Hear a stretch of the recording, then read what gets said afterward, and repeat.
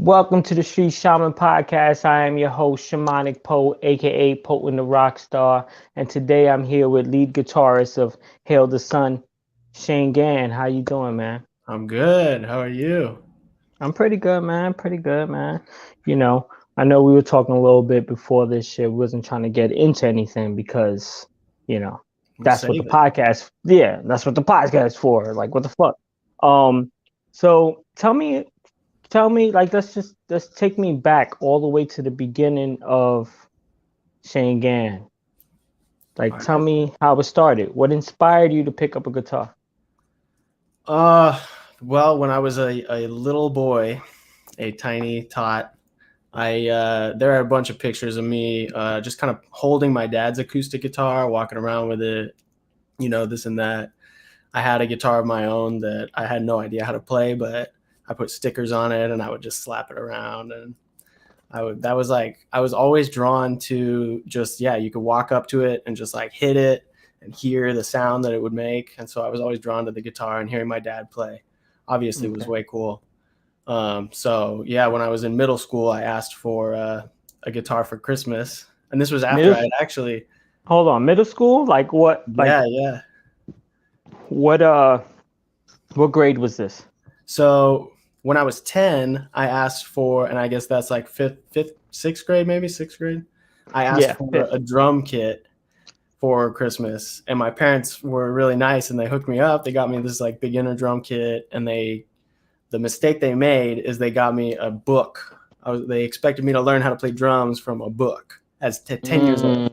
So I was like, I don't know. So it just kind of sat in the garage. But then I asked for that guitar, and that made way more sense to me. And I guess that was 7th grade. I asked for that.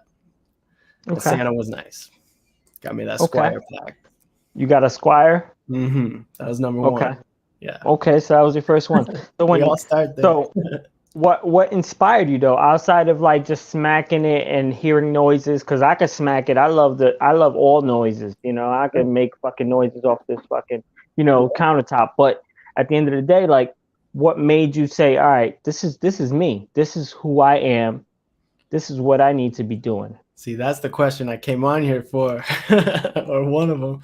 I was just drawn, I guess, to the sounds and that I was experiencing from like, it's cool to see these chats popping up from like, just albums that my parents listened to, albums that were coming out around that time. Just hearing like, just resonating with guitar music, I guess, I always had, it just connected with me the way that, distortion and also clean guitar. Like my dad loved just blues guys. He loved Alice in Chains. He loved Eric Clapton. I listened through like, his whole collection as a kid or around that age. So all of that stuff was. So Alice in Chains and shit like that was really what moved you into doing music, right? I guess, yeah. And then some of the friends I had, because I was like a recorder kid. I didn't study music in elementary school or anything.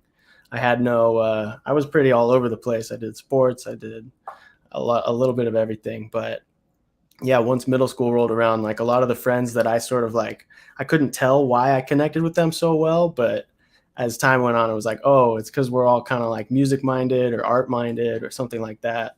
So I was like, oh, you guys play guitar? This is cool. Now I'm like, okay, I get you. Let's do this. Okay. Like, yeah, because I understand that, because like all my friends growing up and shit, like I was about to say all my kids. I don't know why the fuck that word came. But all my friends coming up and shit, like we were musicians. Like we made music since we were 10 years old. I would make a beat, because like I rap and shit. So I would make a beat fucking on Music Generator for the PlayStation 1. Nice. And then we'll just sit there and like write a song, you write a song, you write your verse or whatever the fuck we're doing, and then we'll go from there and shit like that. So that's pretty cool. Perform it live, or would you record it, or? We'll just fucking perform it in a room at that time when I was like 10 years old, because we're talking about the 90s, bro. Mm-hmm. We're talking about the 90s. I don't know how old you are, but I think I'm a little bit older than you. But yeah, the 90s. You're like, I'm not saying. You're not saying, I'm not saying.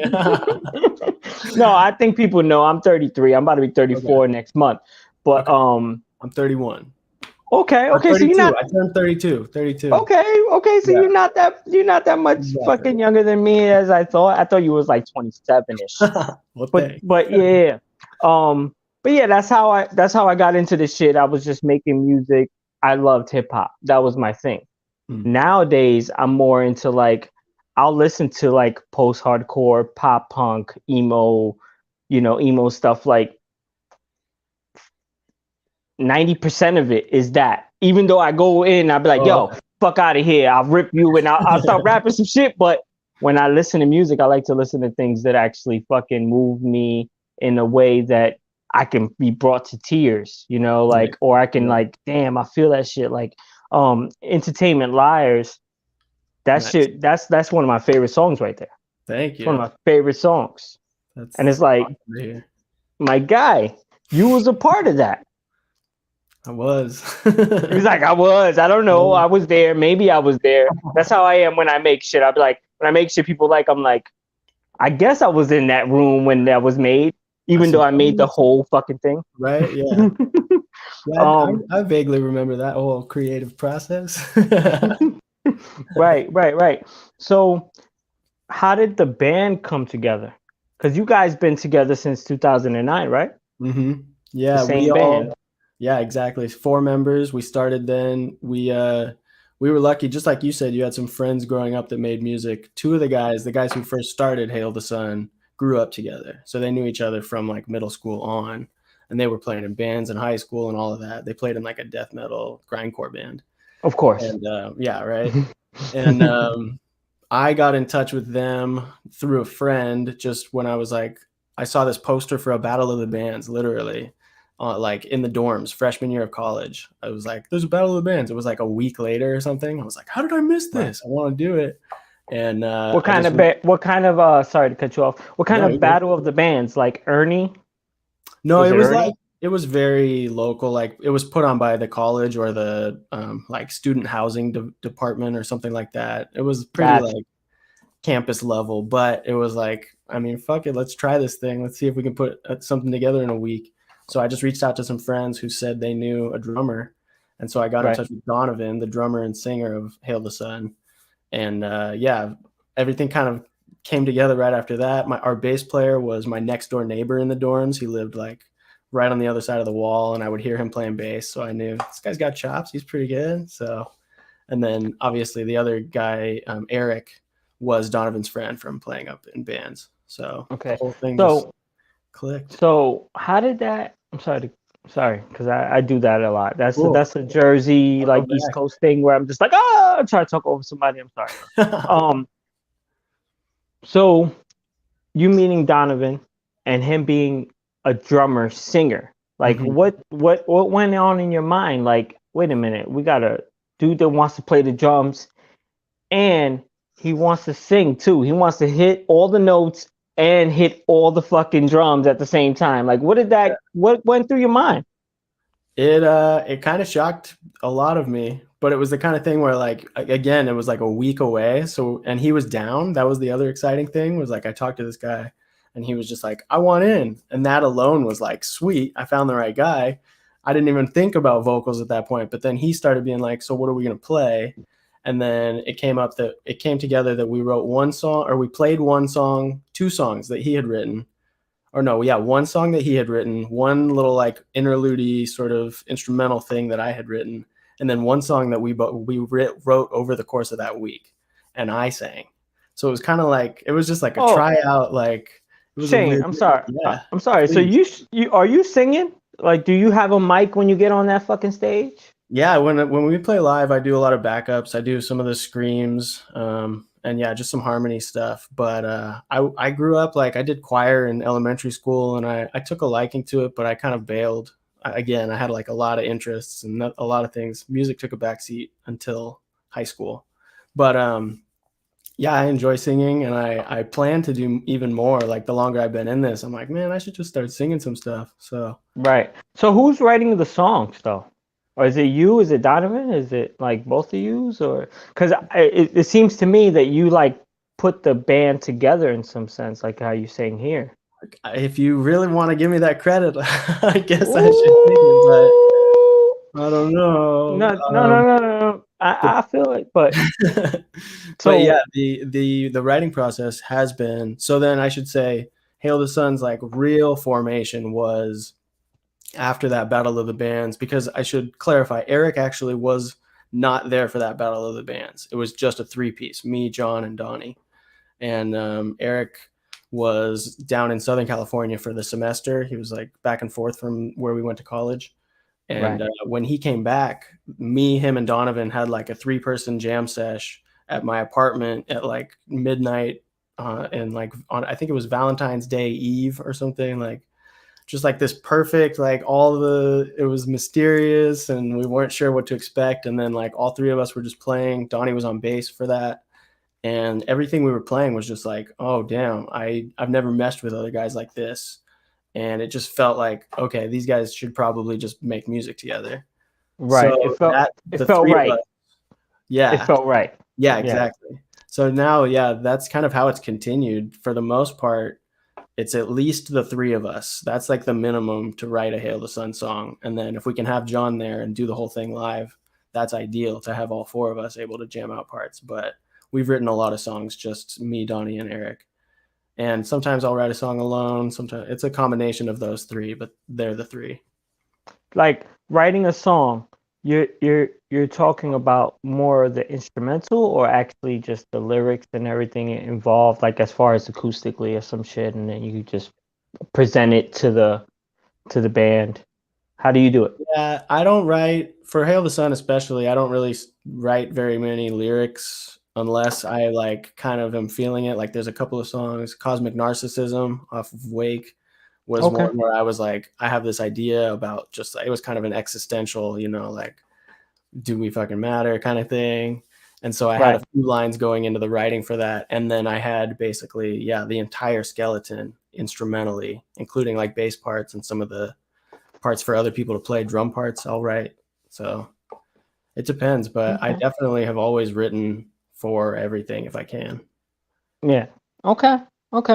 So you write, you make, I know you have like books and shit too. For we got what is that called again? Tablature. It's like sheet music, but easier to read for guitar player. See, I don't fucking know. I don't play. All good. I play the beat machine, but I don't fucking, but I don't, I don't play, so I don't know what the fuck that's called. I'm sure, I got a homie in the chat that knows exactly what that is. Nice. What's that called again? A tab book. A tab book. Okay. Yeah, I've seen a few. So you're selling tab books too, as far as for culture scars and Mental Knife. We have a tab book for, and then we have one coming up for the brand new album, which comes out in like 2 weeks. You have one? A new. Well, I don't know if the book comes out right then, but our new album comes out 2 weeks from tomorrow. Okay. And then we'll have the book out right around it. So how does that all work? Making a book for your tabs, like for what you're playing? It's there's a software that is pretty, I think, universally used by a lot of, guitar players, I guess, after a certain level. If you're playing and writing a lot, you're pretty familiar with guitar. And the company that we have make the books and they do all the layouts and everything, which is rad, but they use Guitar Pro also. So their transcription team, and then us, being just me and Eric, will back and forth and put together the files, and then they'll format it for a book and all that and make it a real product. How does that make you feel? Because like that's mostly your work. Like that's your work.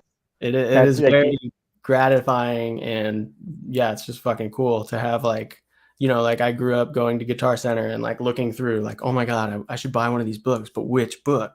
Whose songs do I learn? Do I learn AC/DC songs or fucking Zeppelin songs or any of the gamut? And then now I'm like one of the options. Our book is like something out there is like, do I buy, which Hail the Sun book do we buy? Like and I mean, you guys have some dope ass licks on them fucking songs. Like I love that new one. I got to make sure I know the fucking name because I'm terrible.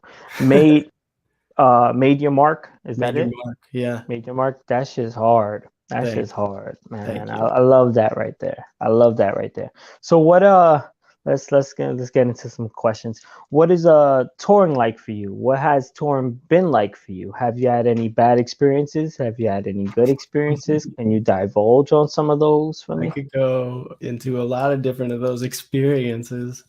Yeah, we started touring like pretty quickly after we started being a band. I think our first tour was about a year after we really like put it all together. So only like 6 months after our first record came out, we booked our own tour just up and down California.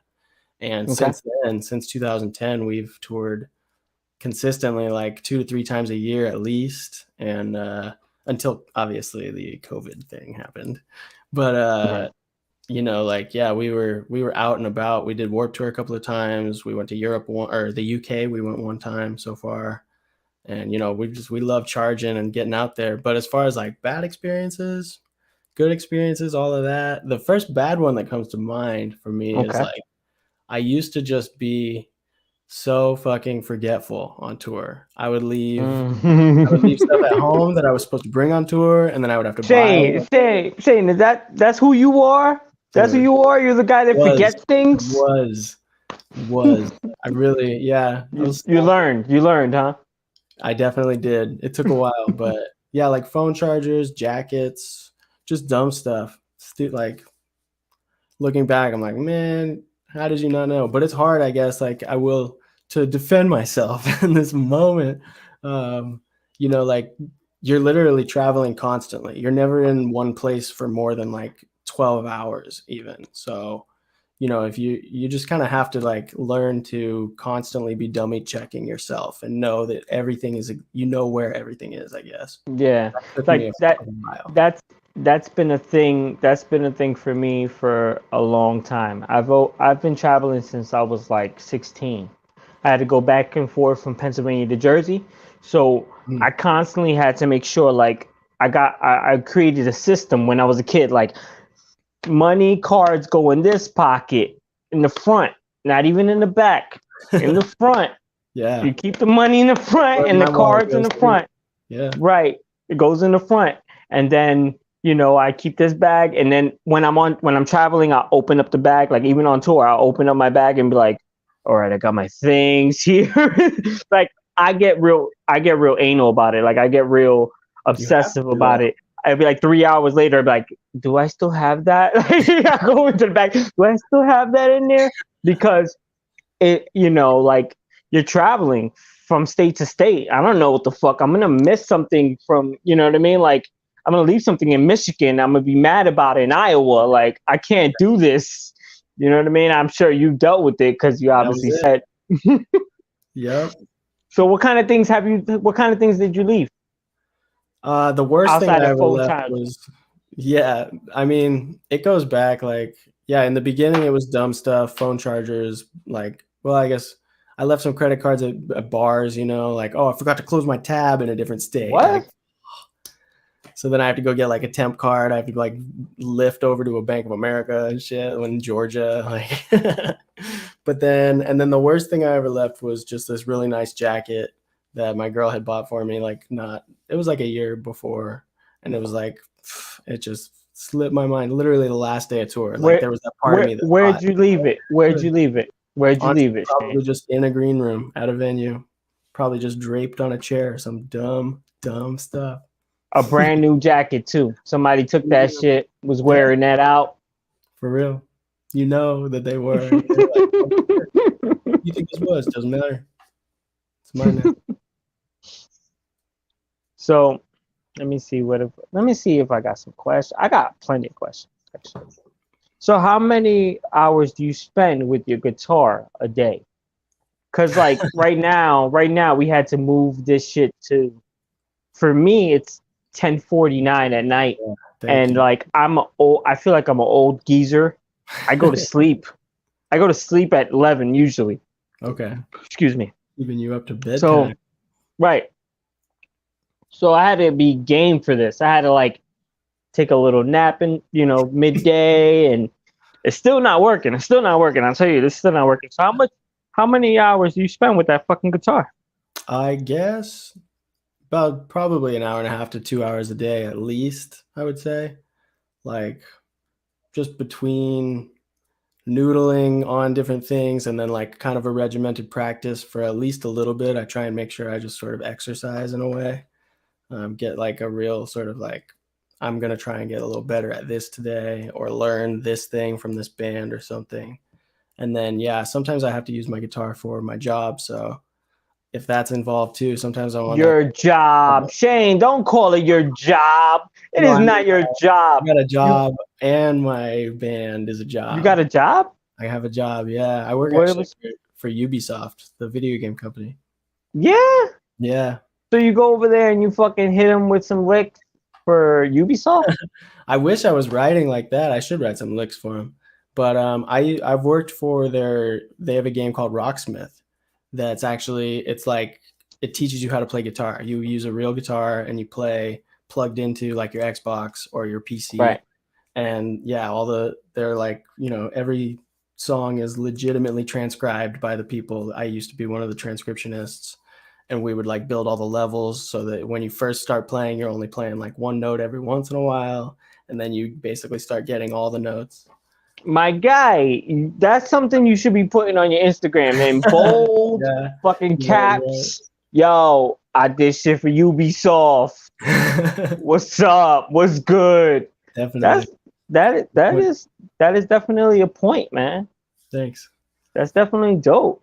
Yeah. So you just like brushed over that. My job, you know, I work, and I'm thinking like your job, like Hail the Sun's not a job, that's a band, like it's a career, you know. And then you're like, oh yeah, I do this for Ubisoft over here, light stunt on all of you. I work for Ubisoft every now and then. How the fuck you work for Ubisoft? I really got lucky right out of college. I was get it. I just got through connections. I ended up talking to a guy who was like a manager there, and I was just like not pestering him or anything like that, but keeping in touch with him. Like he was like, yeah, we don't have any job openings, but I'm glad you're interested. And then like a month later, I'd be like, hey, just whatever.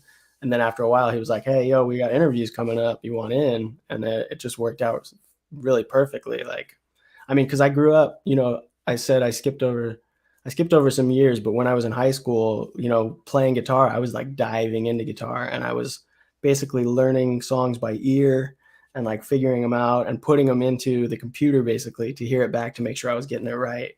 So it was kind of like, it was all perfectly sort of like just one step after the other. And I always knew like this job is probably the job I should go for over anything else. That is cool. Thanks. Thank you guys. Yeah, you get some love, man. You get some love. Like it's late night, and I feel like a lot of people that actually come in on the lives and shit too are from the UK. So they're probably fucking sleeping right now. Yeah, right. But they'll watch it. They'll watch it in the morning or so. It's all good. So how did I know we kind of mentioned 2020. I'm not gonna say, you know, how did the COVID like crash in on Hail the Sun and what you guys were doing? Because I'm sure you guys had like some type of fucking gigs booked, some tours going on, some plans to do shit like. And then I also heard that you guys went back into the studio and recorded more stuff or new stuff. So we were actually in the studio last February, basically for the whole month. We were in Portland, tracking a record with Chris Crummett, who's an incredible engineer. And we were all stoked on it, and we knew like there were little tricklings of information about the COVID, and but we were like, oh my god, okay, well, we'll see what happens. And like I flew home pretty much. I got home after tracking that like 2 days or something before it really sort of like hit, and it was like, oh, we're gonna stop, you know, flights and all of that. It was like really right under the buzzer basically. And at that point it was like we had been planning to do what bands usually do, which is like, you know, you record it, you get it mixed and mastered, And then when you release it, you kind of tour right there to support the whole thing and make it a big event. Right. And obviously that's the plan that got like nixed completely. And it was just like, oh, okay. The whole music industry, obviously, live music especially, was like, we're done for a minute. Like, we got to just sit this one out. Even now, like, even... So you guys had a project, and did y'all just decide to go back into the studio and just work on some more songs and make it better? No, or... this was the record we were getting ready to put out. It would have come out last year. We would have pushed it and toured on it, and everything would have gone as normal, and it turned into having to sit on that record and shelve it for 10 months.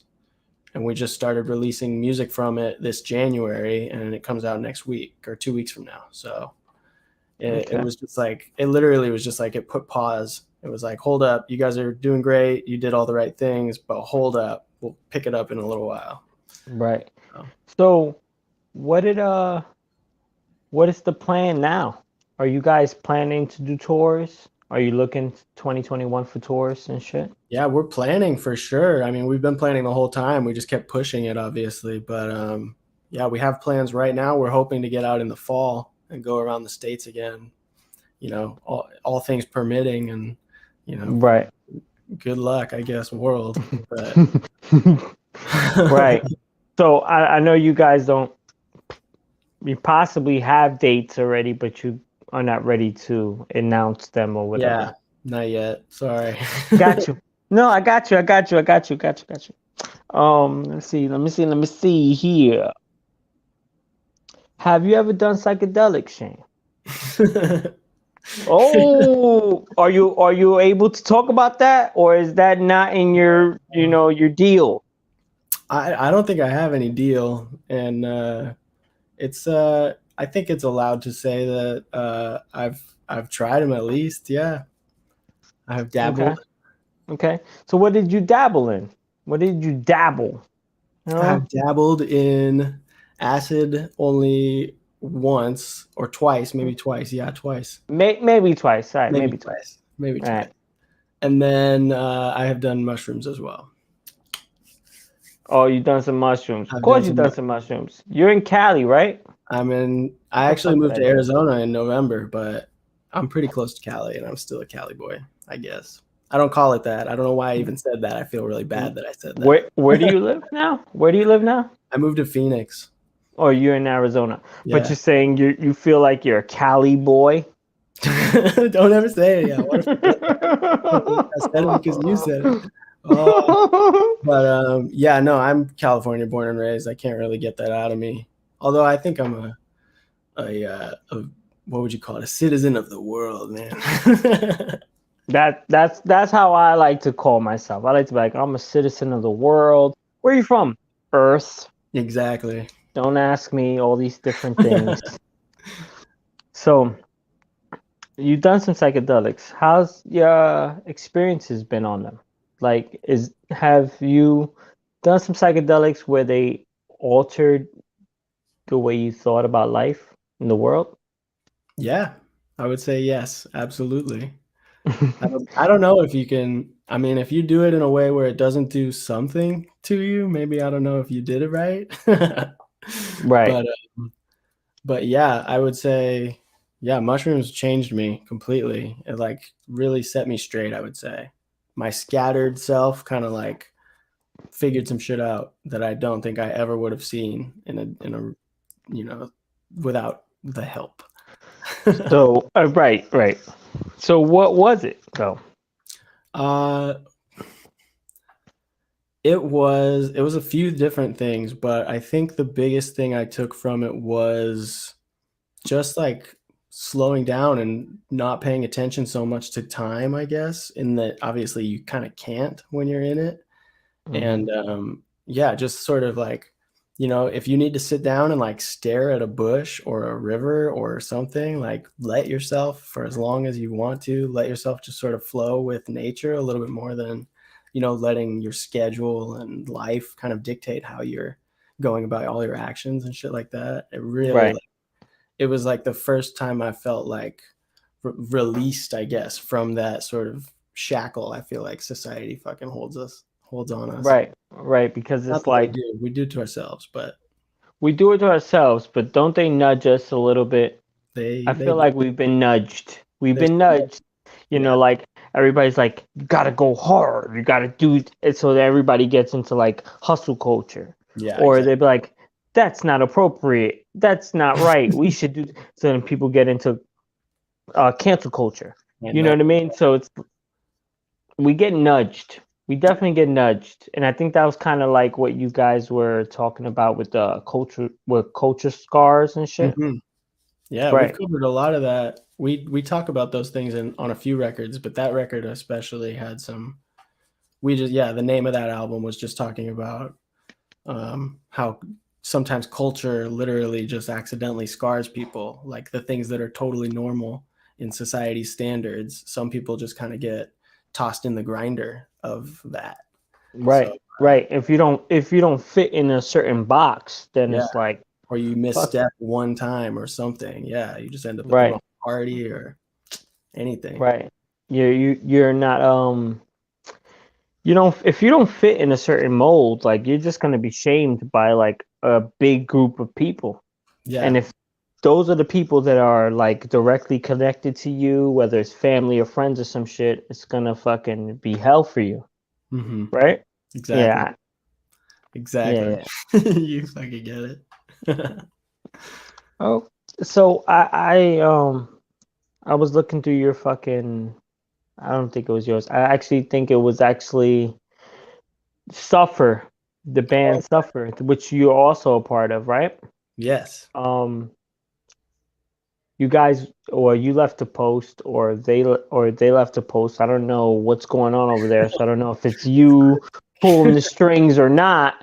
But you left the post that said something about, would music be different after 2020 or after everything, COVID and all the bullshit that we dealt with last year? Would music be different? Now, I ask you the question. Do you think music is going to be different? Yeah, I think it will be. Well, I think it's been, the easy, safe answer is it's always changing. It's an evolving art. But I think especially 2020 and COVID have had this effect on us that has really sort of forced people to, we have like less options right now in a way. There's a ton of options. There's still too many options. But in general, like, your passion projects kind of got whittled down. So like people who were diving into music even a little bit, they probably dove in a little deeper in the last year. I know I did. And a lot of the people I know did. So I think it's actually hopefully honing a lot of people's crafts and it's going to lead to like some bomb shit coming out hopefully soon. But I can't speak for everybody, but that's what I've got planned. Right. I mean, I've seen, I understand that some people, like for you and for me as well,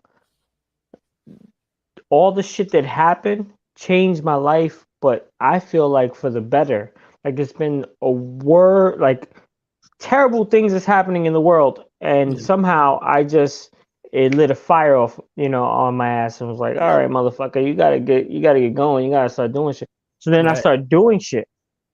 But a lot of people that have already been doing things, or I feel like they've been just keeping themselves busy with work that's for somebody else. Mm-hmm. Those people have been left astray and are confused on life and are fucked up, and then there's those artists, those rappers, a lot of the rappers, especially the ones that were talking about like braggadocious rap and I got all the money and look at all the, like, those guys are withering away, especially the ones that are new. The ones that were like killing it in 2018, they're like 90% of them are done. Wow. Are done, Shane. And it's fucking crazy because it just kind of shows us like people are done with that. People are kind of done with that type of music. Yeah, definitely. you know, and then I always look at the trends of like 20 years, the 20 years revamp. Like every 20 years is a revamp. So like when we Yeah, were doing shit, you know what I'm talking about, Shane. When yeah. we were doing shit like, remember when Cobra Starship came out? I'm sure you had a band in fucking 2009. I know you know who Cobra Starship is, right? You know who So Coach Starship is. of course, and it was fucking 2000s, and they were making music like it was 80s, Mm-hmm. right? So this is the 20-year revamp, and I feel like a lot of those guys that came out, it's over with because the way we're doing music and the way we are interacting with life is a whole new thing now. Because a lot of people have like, I don't want to say woke because there's some woke people out there that are not really, you know what I mean, woke. You get what I'm saying? Yeah. But people are waking up to all the different bullshit that's happening, and some aspects of it is not necessarily like, or some people are not necessarily getting the whole picture. Mm. They're waking up to like a small picture. It's like, oh, I see this. No, I see this. But it's like, nah, dog, you got to keep on looking because it's going to spread open and it's going to be panoramic. Like it's going to be a whole fucking, you know. So people are slowly getting there. And I feel bad for some people that I feel like are never going to get there. But I do think with all the shit that's going on in the world, no one wants to hear braggadocious shit like, dude, like millions of us went broke 2020. Like we were struggling, counting pennies and shit. So how can you tell us that? I don't want to fucking hear about how you had money. Definitely not. Don't tell me shit about your fucking bankrolls, your stacks. I don't need that.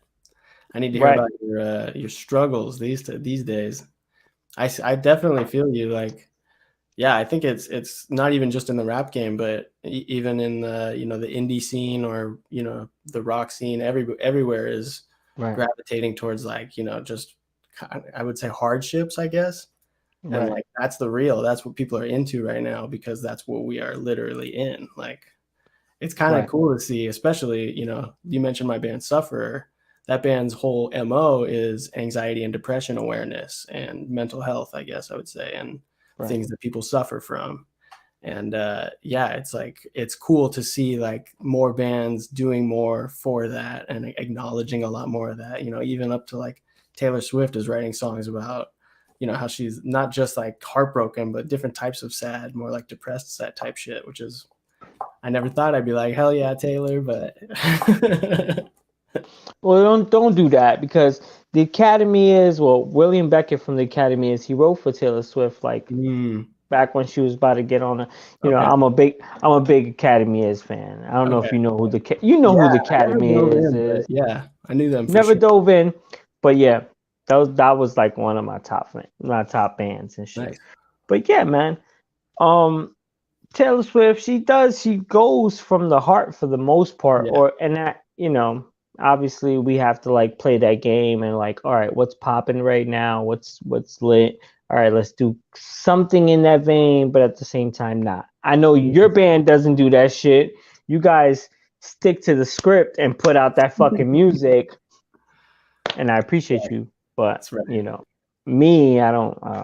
I try to like one foot in, one foot out, and I just get killed in the middle. Like fuck you for not picking a side. Bow. No You know what I mean? Straight up.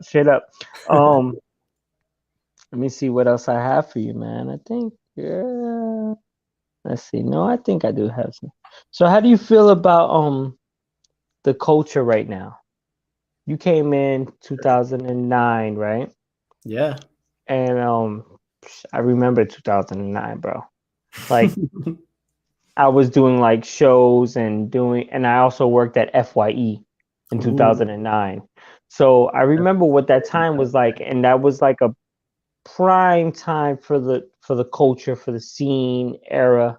Yeah. And then so you guys got together at that time and was making something happen, but at the same time the scene and the culture was changing in sort of like dying out in some sense. Did you, or were you worried? I don't think we ever could really be worried, being that, like you said, we sort of stick to our script, and like we've always just made the music that we make. You know, the collaboration of our group is this thing that only churns out Hail the Sun songs. And like, you're right that in 2009 and around then there was some watering down that was happening, some bubble gum that was popping up, especially in like, you know, this more heavier side of music, where like the heyday for me was, you know, watching bands like Thursday or Horse the Band, or, you know, Scary Kids, or, you know, the gamut of like just like riffy, badass, like this shit really hits you. And then watching that sort of get affected in such a way and get sort of sold out kind of sucked a lot of life out of it. But we always just stayed on our grind and just kept playing shows and kept making the right friends and kept working and working and working and doing it. And off, you know, like you talked about the cycles and the repeats that happen, like thankfully enough, I think we're about to see, like, I mean, there's been bands that have sort of survived the whole thing. We're sort of one of them, hopefully. But I think that, you know, that type of music, that the raw energy that needs to be in rock music, especially, I feel like is coming back with a vengeance. Right. And I hope so. I fucking hope so, because I'm sick of this shit. Yeah, I'm sick of like a lot of the butt rock that's coming out. Some of it is really good, like A Day to Remember. They fucking do an amazing work. Half the album is for me, but the other half is spot on. It's fire. You know what I mean? Like they're still hitting you with a message for the most part within the butt rock. Which at least, like, as long as you're fucking giving me something, you know what I mean, to latch on to. You're not just giving me like this fancy ass, super polished ass song that I'm like, oh yeah, it's so polished and clean. Like, no, bro. I want the meat and potatoes. Don't give me the sizzle without the steak. You know what I mean? That's perfect. So you know, and that's what I loved about Hail the Sun, because like I watched you guys. I think Entertainment Lies was the one that actually, like, that video was the one that was presented to me, you know, ads or whatever. You know, you got the record deal. You know what the fuck's going on. So it got put up to me. What happened? They do what they want with the money. They do what they want with the money, huh? They just charge it to you. I just spend your money and I charge it to... What I'm here for. No, but yeah, that one I was like, let me see what's going on. I was listening, I'm like, what's going on? And then I'm like, this motherfucker's playing. First, that's what got me, of course. You know, you motherfuckers knew that if this guy could hit the drums and hit these notes at the same time, it's gonna be a wrap. It's gonna be out of here. And Donovan was killing shit, and I'm like, God damn, he's killing shit, and he's playing the drums and shit. What the fuck's going on? So I listened to the song, and I was like, oh, the song actually has some meat and potatoes. It actually has, like, you guys, when you write, you're actually coming through. Like, you're not fucking around. You're not coming through phoning it in. And that's what really, really what I love about it. Because, like I told you, Academy is, those motherfuckers rarely phoned it in at all. Like, at least for the songs that came out, those songs were, you know, they weren't polished, but they had the meat and potatoes. And I don't even give a fuck if it's polished for me. Yeah. You know what I mean? Like, that's substance. The punk rock in me is like, give me the fucking message. Yeah. Or nah. Yeah. Right. Or nah. Or I'm not dealing with you. Because if you don't have a message, because I could listen to fucking Jason Mraz and have a fucking message. So if you guys don't have a message, what the fuck are you doing here? You know what I mean? Oh, wow. I didn't think I'd be talking about Jason Mraz or thinking about him at all on this whole chat, but thanks, man.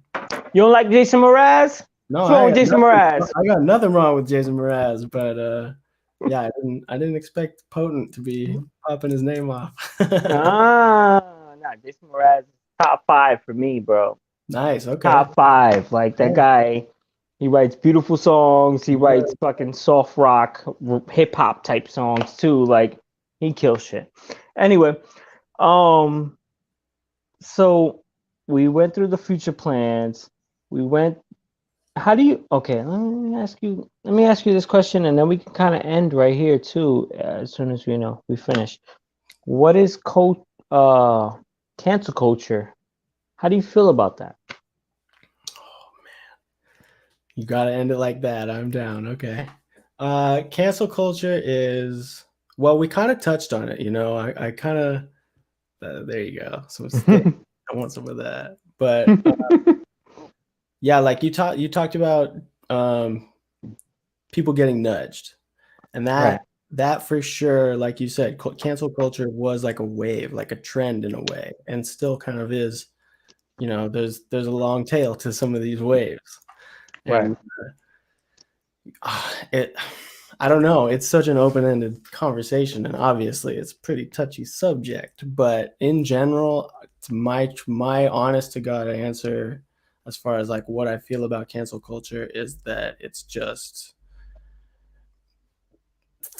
fair and they're getting what's coming, but it's in the really like worst public forum type way of going about giving these people what they deserve.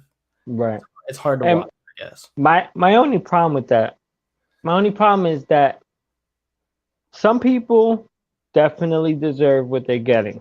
Yeah. And then there's some people that it's like, I don't know if they deserve what they're getting. You know what I mean? Like, they're dealing with a bunch of shit and the verdict is not clear. Like, the word's not out on exactly what happened here. But the jury, and everybody's just, the jury's attacking like a motherfucker. They're like, So it's like, how can we do this? Like, what are we doing? What the fuck are we doing? And I feel like the nudging, like, that's happening. And I know that for sure because I've been a part of that a little bit. Like, I've caught myself and pulled myself out of it, but I've been a part of that somewhat. Like, I think, honestly, it comes from just being, like, down in the dumps and feeling bad about your life. So when you see somebody that you think or that you claim is on a pedestal of some sort, you just want to knock them down.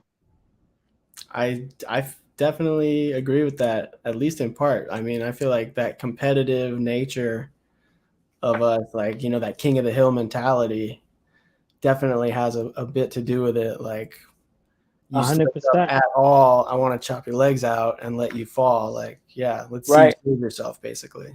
Right, and that's a good point, Shane, because you said competitive nature. Yeah. And the thing is, the people that are like a part of cancel culture, for the most part, don't want to be competitive. They don't want to get in the ring.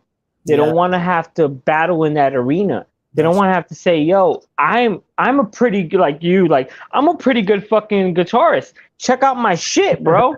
I'm going to put in the work every day so I can be great. They don't want to do that. Yeah. They want to cop out and say, oh, you're this or that. You're a psychopath. You're a narcissist. You're a sociopath. You're a fucking creep. Whatever the fuck label they want to put on your head. So that way they can deem you as wrong, deem you as negative, because they're not putting in the work. Yeah. That's all it is. Put in some work. That's right. And like you were saying, they're like, they're trying to live in this super black and white world. And like you pointed out, like, some of these issues are so gray. There's so much gray area. Gray. And a lot of people are way more about that black and white world, and cancel culture fits right in with that. Right. And what do you think is bringing people to think in black and white terms? They've been doing that forever, I guess. I can't explain it completely, but I think it's just really just a lack of deep thought, I guess I would say. Real thought, Critical thinking. Thinking. They lack critical thinking. And I think that, like, I don't want to get into super politics, but I think that's kind of like a thing of the, you know what I mean? You know what I mean? Like, you're not teaching us to think critically. Right. So the people that think critically happen to just think critically naturally. Exactly. Like, I thought critically since I was a fucking little kid, even though my mind and my brain was like this big. Like, I still try to think critically, and that doesn't make sense. And logically, like, that doesn't make sense. Definitely. You know what I mean? But a lot of people can get beat into submission, where it's like, that doesn't make sense. Shut up. Okay, it makes sense now. It makes sense. Don't beat me up. You know what I mean? I know what not to do, so that's good enough. Yeah. Right. Like, I was always an observant kid, I would say, and that shit always was. I was always asking why I got to do this. What is this? Why do I have to think this way? There's so many ways people think and have thought. Like, you're not the end all be all right now in this time. Like, come on. There's been too many thinkers. You see, you've always been that way, and it's the same for me. Like, I was like, they would, who the fuck is that? I'm gonna fuck this up. You know how there's Daffy Duck, and then there's like the baby Daffy Duck that pushes the elevator button. I want to push the push the button on the elevator or whatever. And he's like, why? And everything is like, no, you can't do that. But why? But why? But I was that kid through and through since I was like 5 years old. But why? But why I can't do that? But explain it to me. I can somehow understand as a child, but I mean, right, man, right. But yeah, I think actually that's a good way to think about it, because I noticed that a lot. Even, we're at that age, like a lot of our friends have kids. This is like we're adulting for sure now. Like, it's very real, and seeing them, now that we're at that generation where it's like, okay, how are you parenting? Like, and how does that reflect against how I remember being a kid being parented? Like, it's so weird to see, your friend's kid asking why, and have their parent, your friend, be like, I don't know, just hold on, just right now. Like, I got nothing. Right. And you're like, that's that kid's critical thinking going out the window. Yeah. It's a shame, man. I mean, I've dealt with it in the worst way. Like, I would tell my mom why, and it'll get to the point where I'm going to catch an ass whooping because, like, I'm asking too many whys. And she can't explain it to me fully because it's going to incriminate her and possibly people around her or some shit. So it's like, shut up. Shut the fuck up. Stop asking why. 100%, man. 100%. Like, mind your business. Go to school. Do what you're told. Do what you're told, not what you see me do. Yeah. That type of shit. Yeah. But, man, Shane, appreciate you coming through. Man. It's a blessing. It's a blessing, bro. It was. Love you, bro. Same. Take care, man. And I want to say thank you to everybody in the chat, everybody that came through, everybody's going to watch this after us. Everybody's going to press the video because they're bored out of their fucking mind. And then they say, what the fuck's going on over here? Like, who the fuck are these dudes? And they press the button. Thank you. Appreciate you guys. This is Street Shaman Podcast. This is Shamanic Poe. This is Shane Gann.